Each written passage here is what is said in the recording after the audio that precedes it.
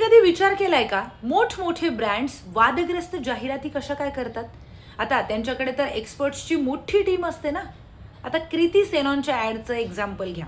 2-3 दिवस प्रचंड गदारोळ झाला. मग ब्रँडनी एंट्री केली, माफी मागितली, सगळ्या प्लॅटफॉर्मवरून आम्ही ॲड डिलीट करतोय असंही सांगितलं. त्याबद्दल बोलणं बंद झालं का? नाही झालं. सामान्य माणसांपर्यंत ब्रँडचं नाव गेलं का? तर गेलं. स्ट्रॅटेजी आहे. वादग्रस्त जाहिरात करायची, त्यासाठी सणांचा, संस्कृतीचा, परंपरेचा आधार घ्यायचा, लाखो लोकांपर्यंत पोहोचायचं कॉन्ट्रोव्हर्सीच्या माध्यमातून. त्यानंतर हळूच येऊन माफी मागायची आणि सगळं प्रकरण सारवासारव करायचं.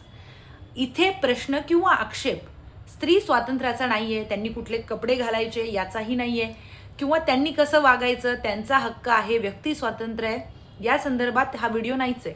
हा व्हिडिओ ब्रँड्सचा आणि मार्केटिंग संदर्भात, सणांचा आधार घेऊन फालतू मार्केटिंग संदर्भामध्ये हा व्हिडिओ.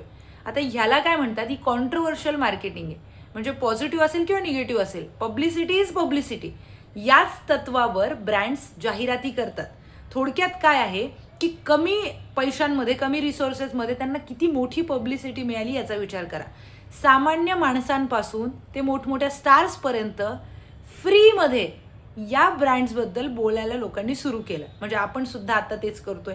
चॅनलवर सुद्धा आम्ही बोललेलो आहोत. सगळीकडे सोशल मीडियावर याच ब्रँडबद्दल बोलणं चालू आहे. झाली फ्रीची पब्लिसिटी. सो भावनांचा कसा खेळ केला जातोय ब्रँड्सकडून याचा पण विचार करा.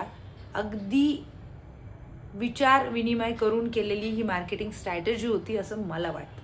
तुम्हाला काय वाटतं? तुमचं मत तुम्ही कमेंटमध्ये सांगा.